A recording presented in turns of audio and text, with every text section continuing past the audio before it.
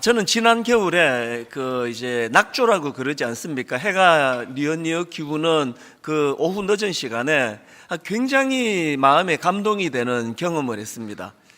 이제 늦은 오후에 이제 해가 완전히 이제 기울어지기 전에 거의 이제 산 중턱에 이게 이제 걸려가기 시작하는 때부터 그 주변이 너무 아름답게 물들어가는 겁니다. 그게 참 예쁘다. 그래서 이 아침에 막 씩씩하게 해가 뜰 때의 모습도 멋지지만 이 해가 지는 모습이 참 아름답더라고요. 그래서 제가 그 과정을 유심히 지켜보고 있는데요.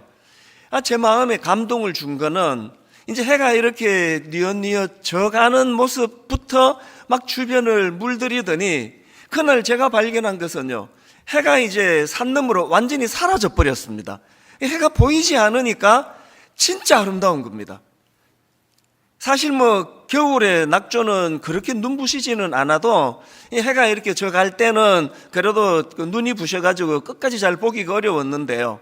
이제 해가 완전히 져서 사라져 버리니까 그 부분이 훨씬 더 붉게 물드는 겁니다. 그거를 보고 제 마음에 그날 굉장히 도전이 되면서 마음으로 막 이런 소원이 생기는 겁니다. 하나님, 제 인생도 저러기를 원합니다. 인생이 나이가 들어가고 점점 이제 겉으로는 빛을 잃어가는 것 같지만 오히려 젊을 때는 막 자해가 너무 뜨거워가지고 막 주위 사람들이 제대로 쳐다보지도 못하는 그런 삶을 살았다면 이 나이가 들어갈수록 여유롭고 넉넉하고 그리고는 나중에는 자기 존재는 사라져 버리는데 오히려 그것이 주변을 물들게 하고 주변을 아름답게 할 수 있다면 이게 얼마나 좋은 인생이 되겠는가. 그래서 그것을 제가 참 많은 생각을 하면서 보았던 올 겨울에 있었던 경험입니다. 제가 오늘 이 본문을 묵상을 하다가 그때 그 기억이 떠올랐던 이유가 있습니다. 왜냐하니까 오늘 배경으로 한 이 두 사람의 너무나 대조적인 모습이요. 한 사람은 사무엘 선지자고 또 한 사람은 사울 왕인데요. 사울 왕은 어떤 존재인지 아시잖아요. 자기가 이 왕자리를 지키려고 아무런 죄도 없는 그 청년을 잡아 죽이려고 그렇게 혈안이 되어 있는 추한 모습을 한 게 사울 왕이고요. 이 사울에 너무나 대조되는 인물이 오늘 본문에 나오는 사무엘 선지자입니다. 이 사무엘 선지자는 현역 시절에도 참 영향력 있는 그런 아름다운 삶을 살아냈던 인물이지만 사무엘의 진짜 아름다움은 은퇴 이후에요. 마음먹기 따라가지고 얼마든지 더 큰 권력을 탐할 수 있고 심지어는 한번 왕에 도전해 볼 수 있는 그런 권력과 파워를 갖고 있었던 또 많은 백성들이 그를 따르고 추종했던 인물이 사무엘인데 그러나 그는 노년에 미련 없이 그 모든 것들을 다 내려놓고 고향으로 내려가서 사람 키우는 일에 전념을 합니다. 오늘 본문 사무엘상 19장 19절에 보면은 이런 내용이 나옵니다. 어떤 사람이 사울에게 전하여 이르되 다윗이 라마 나요에 있더이다. 이 라마 나요시 이게 그 사무엘이 세운 공동체인데요. 이 라마는 그 사무엘 선지자의 고향입니다. 라마는 고향 이름이고요. 나요 이건 그 거처 혹은 기숙사 이런 뜻을 가진 단어입니다. 그러니까 라마나요 이 공동체는요, 사무엘이 자기 고향 라마에다가 세운 선지 학교다 이렇게 풀어 설명할 수가 있습니다. 정치를 보고 하면은 그 권력을 맛본 사람이 이제 막 그 권력을 내려놓지 못해가지고 무리수를 두고 이런 게 역사적으로 얼마나 정치적으로 이런 일이 많습니까? 그런데 나 아니면 안 된다. 사무엘이 그런 생각을 일절하지 않고 딱 자기 역할은 여기까지다라고 생각이 되니까 그렇게 모든 것들을 다 내려놓고 그렇게 낙향해서 고향에서 그 다음 세대를 기약하면서 사람을 키우는 이 모습이 저에게는 굉장히 도전이 되는 것 같습니다. 한국 교회가 많이 어렵다 이런 이야기들 많이 하지만요, 오늘 이런 시대에 이 우리 기성세대가 그저 나 아니면 안 된다는 탐욕에 쩔어서 그 청년들을 죽이려고 혈안이 되어 있는 그런 그 사울왕의 길을 걸어가는 것이 아니라 자기는 뒤로 감추고, 그래서 제가 그 겨울에 낙조를 보면서 하나님, 내 이후의 인생이 저러기를 원합니다. 그렇게 소원했던 것도 우리 모두가 다 정답을 알아요. 우리는 악한 사울이 걸어갔던 길이 아니라 자기는 물러가고 자기는 사라지면서 사람을 길러내려고 했었던 사무엘의 길을 걸어가는 것이 정답이다. 우리 다 알고 있지 않습니까? 이런 내용을 배경으로 한 게 오늘 본문인데요. 오늘 본문에 보면은 다윗이 그 사울 왕의 그 살해 위협으로 인생의 절체절명의 위기를 만납니다. 그 내용이 오늘 본문 18절입니다. 다윗이 도피하여 라마로 가서 사무엘에게로 나아가서 사울이 자기에게 행한 일을 다 전하였고 다윗과 사무엘이 나요스로 가서 살았더라. 여러분이 짧은 한마디, 다윗이 도피하여라는 이 한마디 안에는요 엄청난 그 사건 스토리가 여기 담겨져 있는 겁니다. 이제 본격적으로 이제 그 권력자 사울 왕이 이제 나 다윗을 죽일 거라고 그렇게 아예 천명을 하고요. 그리고 실제로 창을 던져서 이 다윗을 죽이려고 했는데 겨우 목숨을 부지해가지고 지금 이제 도망을 간 게 오늘 본문의 배경인데요. 그 상황에서 다윗이 누구를 찾느냐? 사무엘 선지자를 찾습니다. 사람이요, 막 너무 잘 풀리고 막 일이 잘 되고 성공하고 신나면은 막 이거 나눌 사람은 많아요.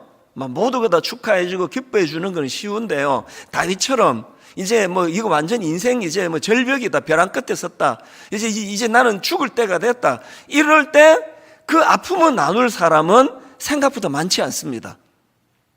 오늘 본문도 한번 상상을 해보십시오. 그렇게 사울왕의 살해 위협을 피해가지고 이제 라만나요 공동체로 찾아가서 사무엘을 찾았더니 세상의 인심은요, 이게 정상이에요. 아니 지금 왕이 너 죽이려고 혈안이 돼 있는데 이리로 어떡하니? 그럼 너만 위험한 게 아니라 우리 다 위험해져. 미안하지만 빨리 더 멀리로 나가면 좋겠다. 이게 세상 인심 아닙니까? 그런데 고맙게도요 사무엘은 따뜻하게 그를 맞이해 줘요, 다윗을. 그래서 제가 이런 다윗의 모습을 보면서 참 교회란 데가 뭐 젊을 때 뭐 신앙 갖기가 쉽지가 않잖아요. 젊을 때 하나님 만나고 믿고 쉽지 않아요. 그래서 뭐 그냥 청년 때 어떻게 하다가 교회를 떠나고 뭐 주일학교 때 어떻게 하다가 교회를 떠나고 했다 하더라도 정말 연어처럼 살아가다가 인생 어려움이 오고 위기가 오고 자기 힘으로 할 수 없는 많은 일을 만날 때 그때 다윗이 사무엘을 떠올렸던 것처럼, 다윗이 라마나옅 공동체로 가게 됐던 것처럼 젊을 때 교회를 떠나갔던 수많은 사람들이 어려움이 찾아오고 위기가 있을 때 떠올려지는 그런 분당 우리 교회가 됐으면 좋겠습니다.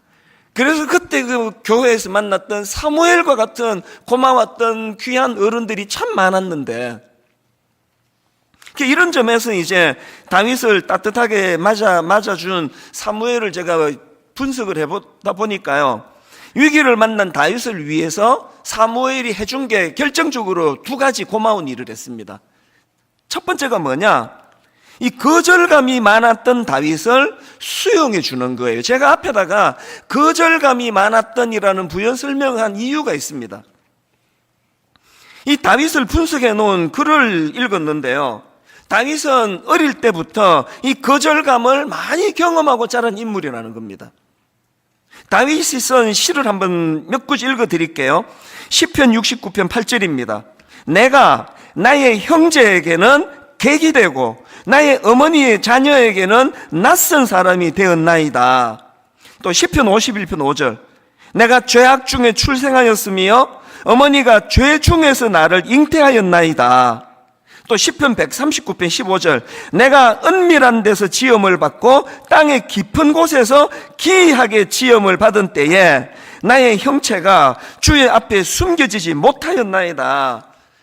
이런 다윗의 그 시편의 내용들을요, 그저 뭐 영적으로 일반론적으로 그렇게 해석할 수도 있지만 이런 구절들을 근거로 해서 다윗의 탄생, 다윗의 출생은 별로 환영받지 못한 그런 어린 시절과 출생이었다, 이렇게 분석을 하는 겁니다. 그런가 하면은 다윗의 가정은 그 한 사람의 인격을 소중히 여기는 그런 분위기의 가정이었다기보다는 그 사람이 가진 기능과 쓸모를 더 중요하게 여기던, 어떤 면에서는 엮이는 가정이었다, 그런 분석도 제가 하는 글을 봤거든요. 여러분 다 아시는 그 사건 아시죠? 선지자 사무엘이 다윗의 아버지 이새의 집을 방문합니다. 하나님의 명을 받들어서 이 이새의 아들 중에서 기름 부어 이스라엘의 왕을 삼기 위하여 이새의 집을 방문하는데, 아버지 이새는 기능만 보는 거예요. 자기가 듬직하게 생각하는 장남 엘리압을 선두로 해가지고 아들들을 쭉 이제 선을 보이는데, 불행하게도 그 아들들 중에는 하나님 마음에 합한 사람이 없습니다. 그래서 사무엘이 이렇게 이야기합니다. 다른 아들은 없습니까? 그때서야 이 아버지 이새가 다윗을 생각해내는 거 아닙니까? 여러분, 우리가 어릴 때부터 그 형제간에 편애하고 그냥 공부 좀 열심히 해야지, 성적이 이게 뭐냐 이러면 좋은데, 꼭 네 누나는 몇 점을 받았는데 너 왜 이러냐, 이게 제일 상처가 되는 거 아닙니까? 그러다 보니까 다윗은 어릴 때부터 이런 그 편애의 상처, 그래서 이제 이런 그 거절감을 많이 경험을 했는데요. 오늘 본문에서 창을 던져서 죽이려고 그러고 그냥 혈안이 되어 있는 이 다윗에게 있어서 그렇게 자기를 죽이려는 사울 왕이 누굽니까?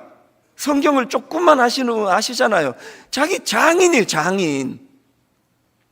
처음부터 자기가 이뻐서 택한 것도 아니고 정략적으로 어떤 정치적인 의도를 가지고 자기를 사위를 삼았고, 그러면서 끊임없이 사위로 인정하기는커녕 죽이려는 그 어른 앞에서 얼마나 큰 상처와 거절감이 있었겠냐고요. 이런 상함을 가지고 사무엘을 찾아갔는데, 사무엘은 그 다윗을 따뜻하게 수용하고 용납합니다. 자, 오늘 본문 18절을 세 번역으로 한번 보십시오. 다윗은 그렇게 달아나서 살아난 다음에 라마로 사무엘을 찾아가서 그동안 사울이 자기에게 한 일을 모두 이야기하였다. 그러자 사무엘은 곧 다윗을 데리고 나요스로 가서 살았다. 그러자, 이 한마디 접속사가 뭘 의미합니까? 그 상처받은 다윗의 하소연을 잘 들어주고 그 아픔을 수용해 주는 거예요. 지난주에 제가 우리 교회에서 오래 찬양 사역을 했던 목사님의 설교를 우연히 듣게 됐는데요. 참 우리 교회는 부교역자 복이 좀 있잖아요. 좋은 교역자들이 참 많습니다. 그리고 찬양 사역자들도 얼마나 예배에 도움이 되는지 모릅니다. 이 목사님도 오래 그렇게 찬양 사역을 한 분인데요. 이게 설교 중에 이제 엄청나게 부끄러운 간증을 하는 겁니다.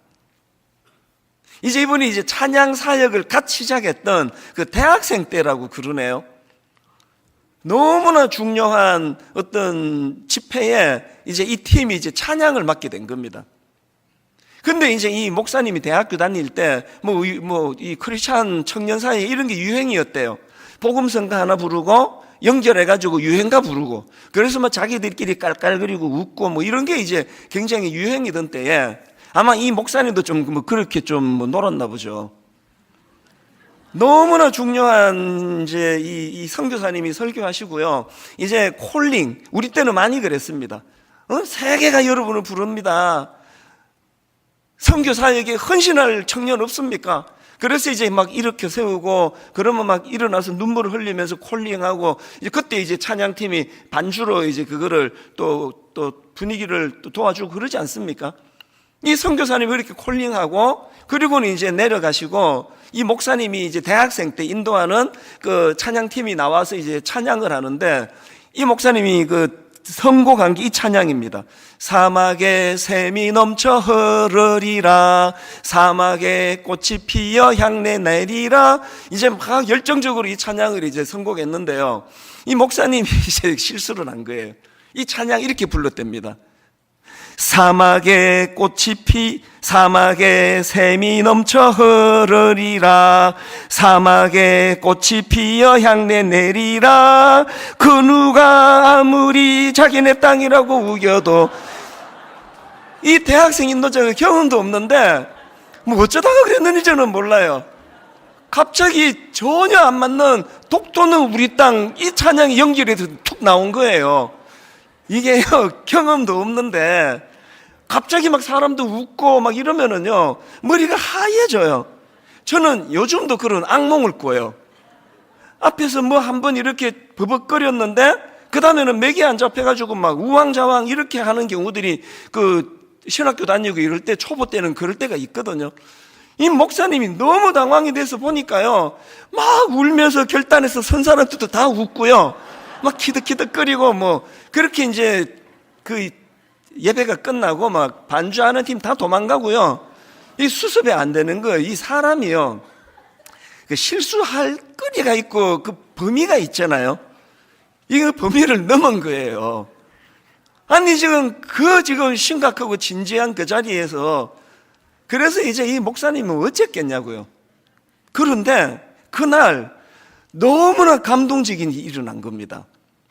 그래서 이제 그냥 쥐구멍이라도 찾을 것 같이 그렇게 힘든 마음을 가지고 그 담당 목사님을 찾아갔더니요, 목사님이 뭐라고 하는, 농담으로 이걸 이렇게 받는 겁니다. 아니 하나님이 도대체 얼마나 크게 쓰시려고 사고를 쳐도 이렇게 크게 치냐? 앞으로 뭐 크게 될 거야.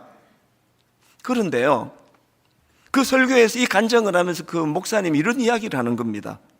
저는 누군가의 용납의 열매입니다. 와, 이게 굉장히 감동이 됐어요. 그리고 제가 그 목사님 알면 사과라도 한 박스 보내드리고 싶더라고요.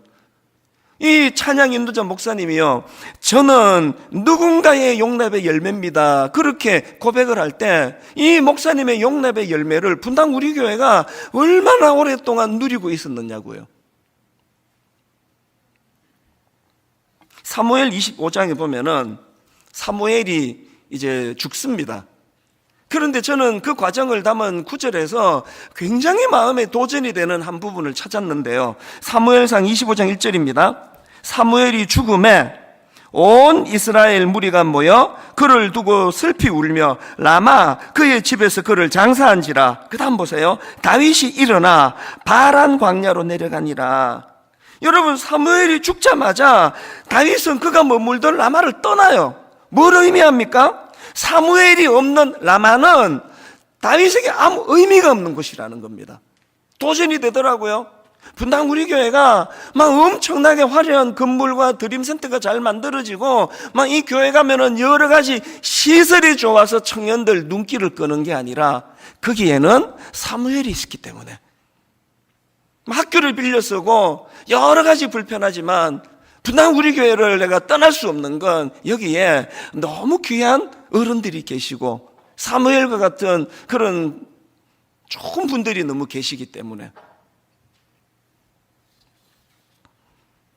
이게 사무엘이 위기를 만난 다윗에게 수용해주는 큰 일을 했던 거고요. 그런가 하면 두 번째로 사무엘이 위기를 만난 다윗을 위하여 해준 귀한 게 뭐냐?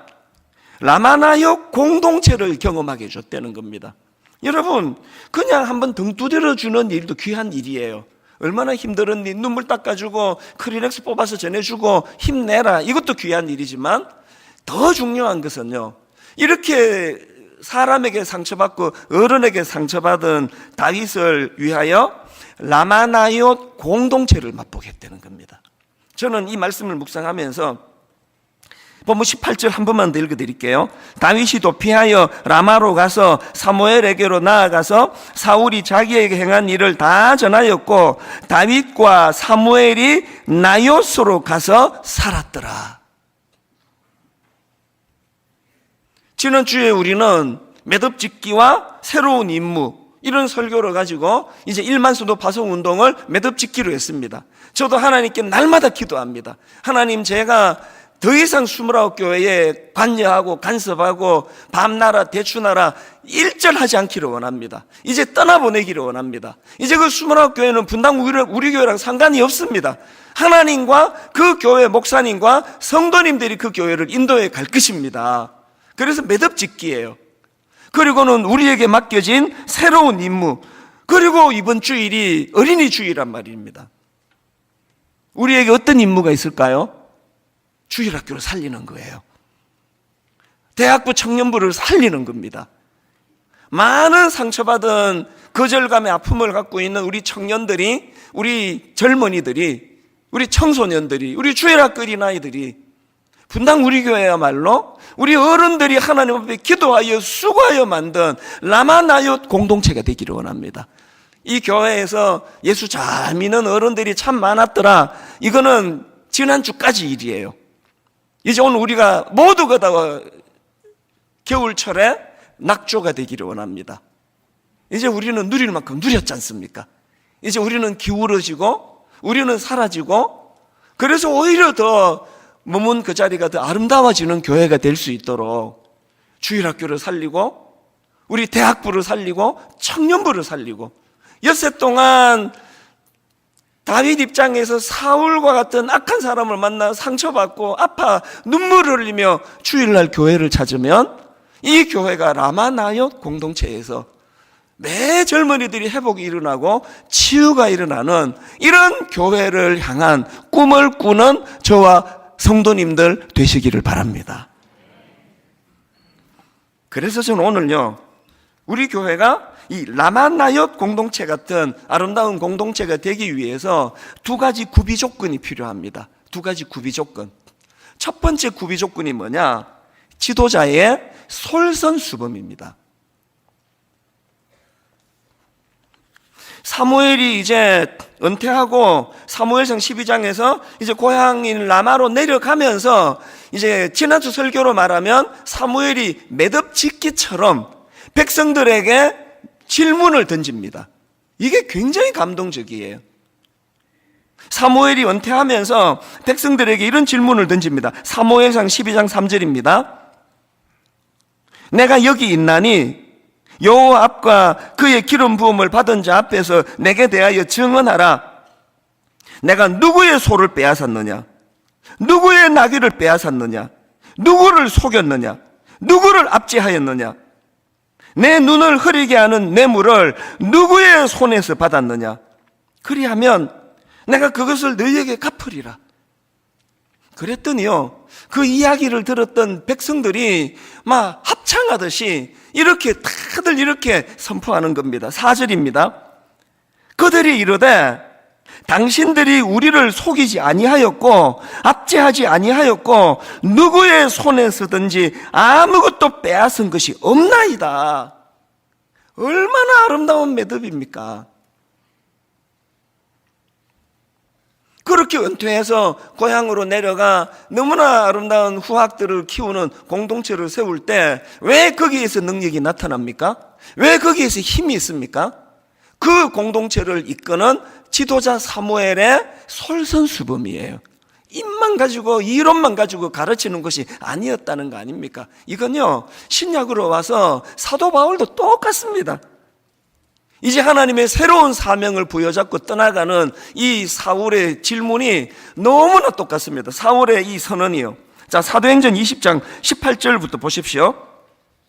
그들에게 말하되 아시아에 들어온 첫날부터 지금까지 내가 항상 여러분 가운데서 어떻게 행하였는지를 여러분도 아는 바니 곧 모든 겸손과 눈물이며 유대인의 간계로 말미암아 당한 시험을 참고 주를 섬긴 것과 유익한 것은 무엇이든지 공중 앞에서나 각 집에서나 그리낌 없이 여러분에게 전하여 가르치고. 사무엘하고 흐름이 너무 똑같지 않습니까? 솔선수범이에요. 사도 바울이 그렇게 위대한 하나님의 종이 될 수 있었던 건 말빨이 세고 막 황금의 입이다, 막 그 말에 설득당하지 않은 사람이 아무도 없다. 이것도 하나님의 은혜인지 모르지만요, 논리정연한 사도 바울의 머리보다 더 소중한 건 솔선수범입니다.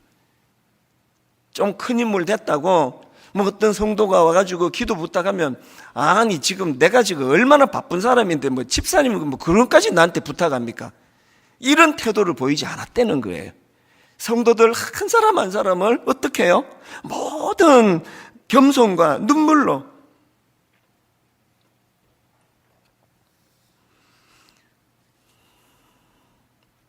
이 지도자의 중요성이 얼마나 성경이 강조하는 내용인지 다 아시잖아요. 지난주 여러분 그 요단강을 건너던 이스라엘 백성들의 과정에서 하나님의 명령이 뭐였습니까? 그리고 그것을 수행하는 과정을 보십시오.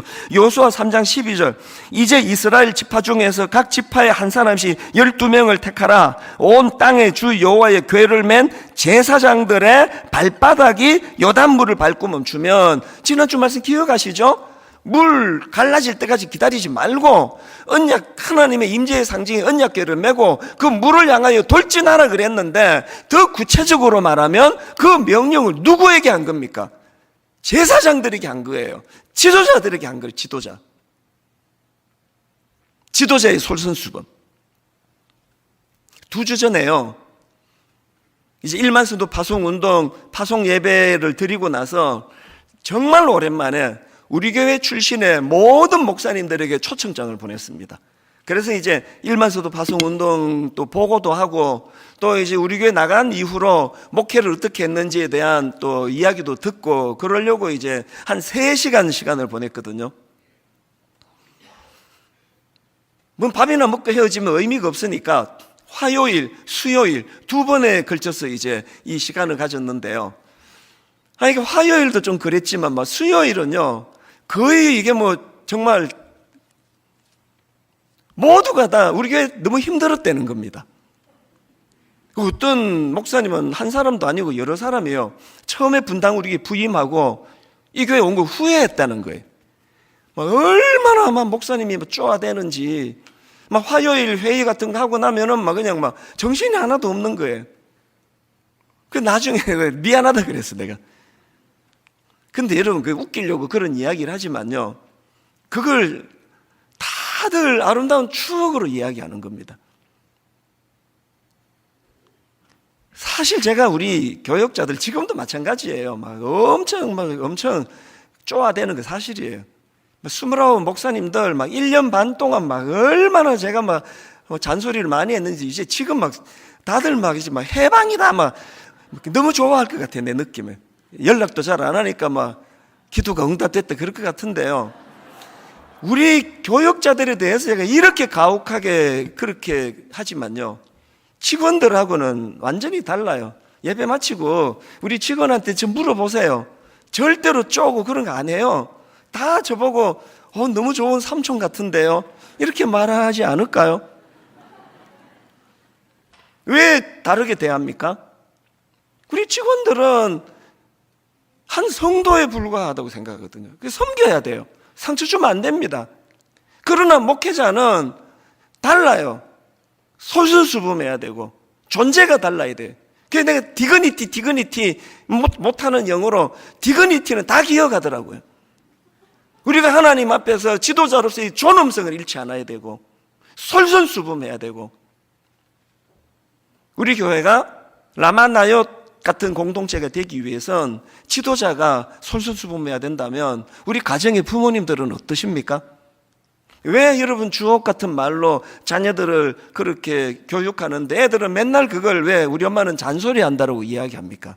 잔소리 좀 줄이고요, 우리가 솔선수범하는 거예요. 책 읽는 아들로 키우고 싶으세요?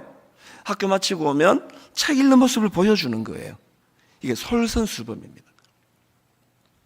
그런가 하면 2번째로, 교회가 라마나옅 같은 공동체가 되기 위해서는요, 영적인 능력이 나타나야 돼요. 제가 오늘 본문을 유심히 보니까요, 아까 여러분 성경 봉독할 때 그 본문이 꽤 길었지 않습니까? 그런데 본문이 강조하고자 하는 거 딱 한 포인트더라고요. 어떤 포인트냐? 자, 본문 19절 20절 보십시오. 어떤 사람이 사울에게 전하여 이르되 다윗이 라마나요스에 있더이다 하매 사울이 다윗을 잡으러 전령들을 보냈더니 그들이 선지자 무리가 예언하는 것과 사무엘이 그들의 수령으로 선 것을 볼 때에, 그 다음 보세요. 하나님의 영이 사울의 전령들에게 임함에, 이 어떤 배경인가 하면은 드디어 이제 사울 왕이 다윗이 어디로 숨어들었는가를 알게 된 겁니다. 그래서 이제 사람을 급파해 가지고 그 다윗을 잡아오느라고 그런 거겠죠. 이 위기를 만난 거예요. 그런데 놀랍게도 라마나요스에 영적인 능력이 나타나서 이 하나님의 영을 통한 다윗의 보호해 주시는 역사가 일어난 겁니다. 이게 2번 반복이 돼요. 심지어는요 23절입니다.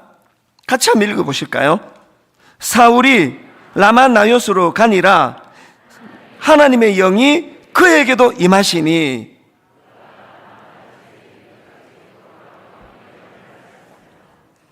사울이 다윗을 잡으러 가는데 하나님의 영이 그에게도 임하시니, 지금 하나님의 영적인 능력이 나타나서 하나님의 영을 통한 다윗의 보호하심의 역사가 계속 일어나고 있다는 겁니다. 이 본문의 그 라마나요 공동체의 특징하고 너무나 대비가 되는 구절을 제가 하나 발견했는데요. 사무엘상 19장 9절입니다. 사울이 손에 단창을 가지고 그의 집에 앉았을 때에, 그 다음 보세요. 여호와께서 부리시는 악령이 사울에게 접하였으므로. 사울의 악함과 라마나요 공동체 사람들의 선함은 그들의 좋은 성품도 물론 있었겠지만 하나님의 일하심이었습니다. 역사하심. 여러분 다 아시지만요, 사도행전에 나오는 초대교회 지도자들은 그렇게 유능한 사람들이 아니었습니다. 먼저 배운 게 많이 없고요, 뭐 고기 잡고 뭐 이러는데 뭐 학문에 관심을 가질 필요가 없지 않습니까? 그리고 또 여러분 다 아시지만 예수님 십자가 지실 때 그 직전까지 주님을 부인하고 배신하고 뭐 이랬던 사람들이에요. 그리고 사도행전으로 연결되는데 긴 시간이 흐르지 않은 거 다 아시잖아요. 그렇게 좀 지도자들이 좀 부실했습니다. 근데 사도행전에 나오는 초대교회의 강력한 특징이 뭐냐? 사도행전 2장 4절입니다. 그들이 다 성령의 충만함을 받고 성령이 말하게 하심을 따라 다른 언어들로 말하기 시작하네. 이게 보니까 2가지 특징이 있네요. 초대교회가 태동될 때 하나는요 성령의 충만함을 받고예요. 그리고 그 다음에 성령이 말하게 하심을 따라. 한번 생각해 보세요. 그럼 누나 따라해? 말하게 하심을 따라 하는데 무슨 박사학위가 필요합니까? 무슨 박사학위가 필요합니까? 따라하면 되는데. It hurt good, more than I can say. But maybe love isn't holding on. Maybe it's knowing when to walk away.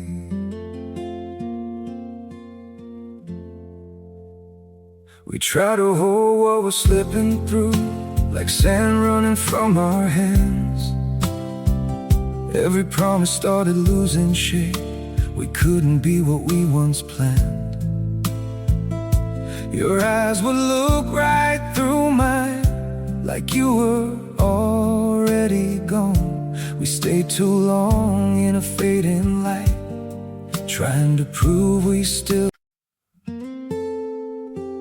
It hurt good, more than I can say. But maybe love isn't holding on. Maybe it's knowing when to walk away.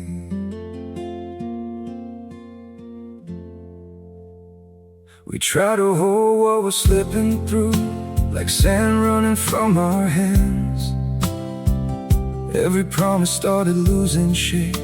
We couldn't be what we once planned. Your eyes would look right through mine, like you were already gone. We stayed too long in a fading light, trying to prove we still.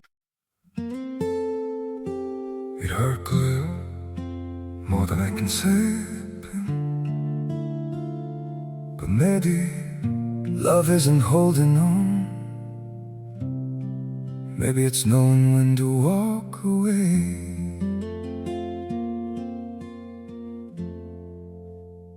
We try to hold what we're slipping through, like sand running from our hands. Every promise started losing shape.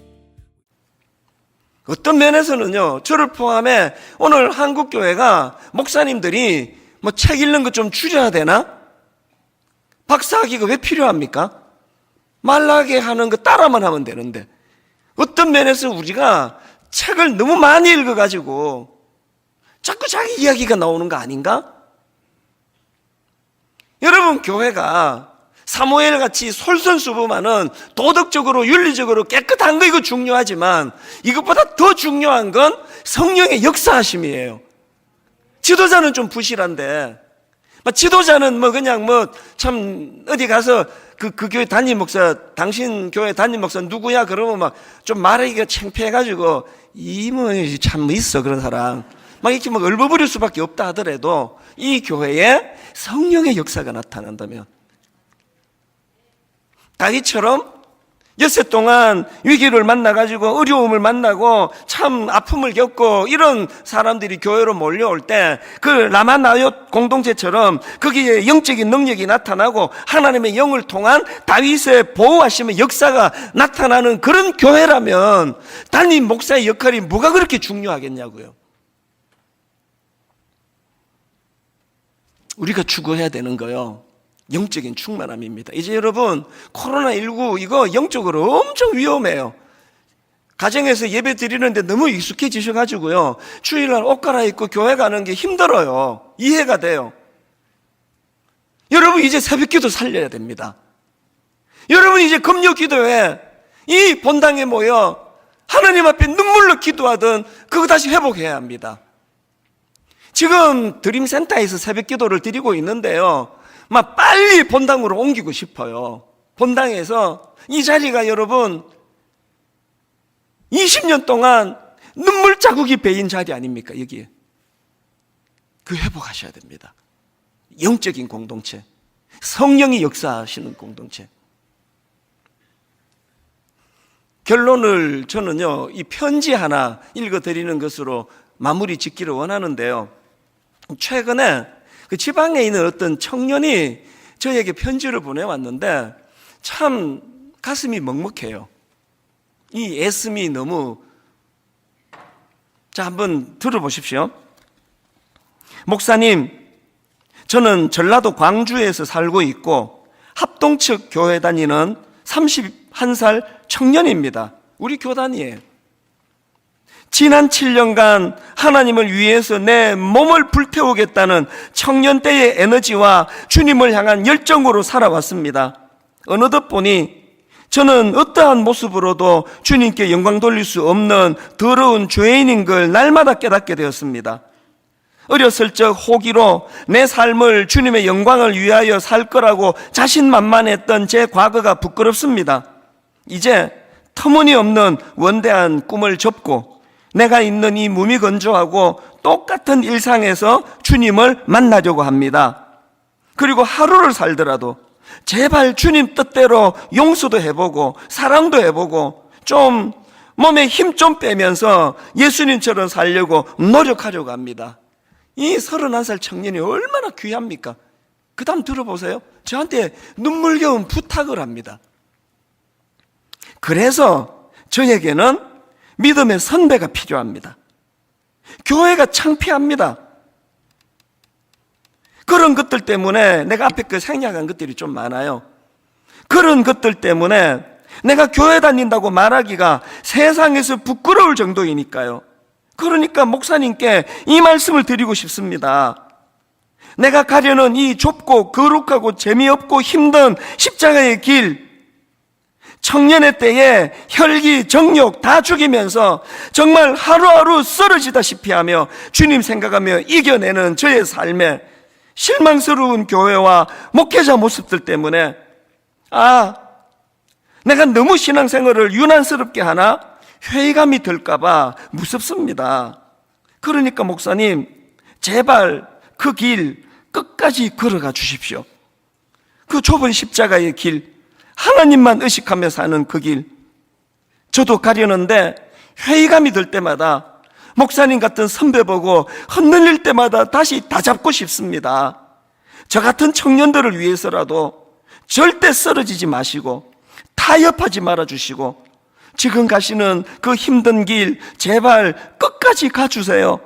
그럼 저도 여기서 목사님 멀리서 뵈며 나만 이 길 가려는 거 아니구나, 믿음의 선배 동지들이 있구나, 이 신앙 나도 후손에게 전하려면 이 삶 끝까지 살아내리라, 그렇게 하고 견디겠습니다.